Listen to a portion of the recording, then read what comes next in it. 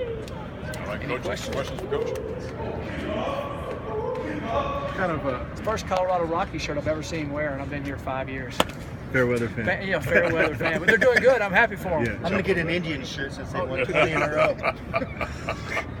You talk about the rotation on the defensive line and how you feel that's worked so far. Obviously, you're rotating more guys you did last year. Yeah, we've been able to rotate a few more guys, and then we'll have George back this week, so he'll get in the mix, and that helps us stay fresh and be physical up there like we want to be. And last year we had some really good players that played up there. We didn't rotate them as much. I felt like this year we could with what we have, and that goes game to game too, because you have different injuries or different schemes they're doing. But we feel like we're able to rotate them a little bit better.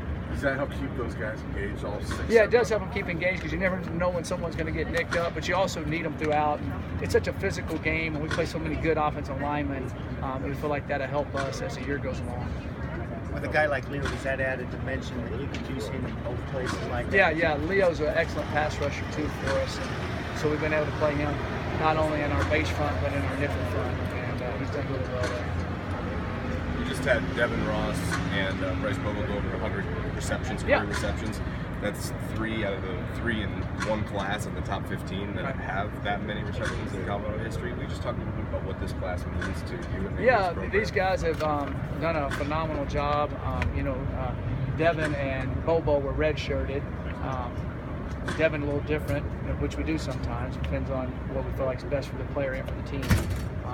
So they're 5th-year guys, and then Shea's a 4th-year guy, and they've done really well for us, and we're excited for what they've done, and hopefully make a bunch more catches. Grant Pauly and Jake Moretti both came in with injuries. Have those guys been able to work their way back, or are they still? Grant Pauly is getting out there more and more every day and doing well. Jake Moretti's still not able to be out there yet, but he is improving daily. So that's good. But Grant will be back out there. We'll redshirt him this year, but he'll be back out there practicing full go. He's doing a little bit more. He's doing individual, doing a little bit more team, and so we haven't completely released him to do the whole practice yet, but eventually we will. What about Dylan Keeney with his back?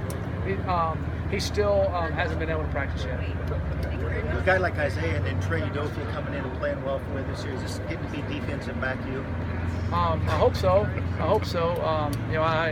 I love defensive backs, so that's kind of my pet peeve. We've got some good players. We got some good guys on our team now, and hopefully we'll keep getting good defensive backs here. You have to have a good defensive back if you want to play good defense. You can talk about everything else, but those guys can't cover those guys. And there's 3 or 4 plays in a game. They make them. It's a big difference.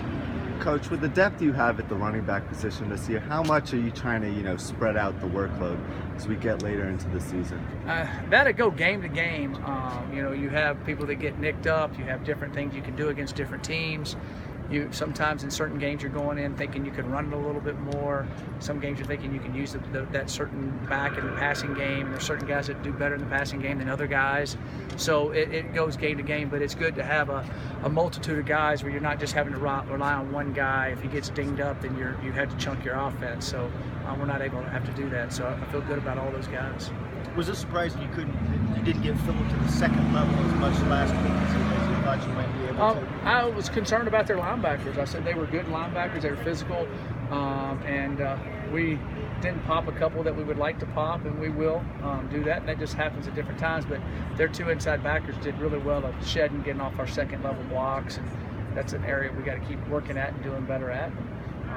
So it kind of goes back to if it's 2 times out of 20 runs, and he's almost there on a couple, so it's a little closer than it looks sometimes. We've asked about who you said you're not sure if he's going to play. Is that a campus decision, or is that the players that are deciding that? I'm not going to say either way. Thanks for asking. It's pretty rare you get a 6th year, but Jeremy Irwin got that. I know he he's did. had injuries. Yeah. Have you seen him make progress and make improvements now in his 6th year? Yes, he has, and I can't wait to get him out there this week and watch what he's done. He's able to play multiple spots on our line and do a lot of things there. So he'll have a good year. So I'm excited about seeing him do that. He's the one that's the closest one to James, so they kind of hang out age-wise.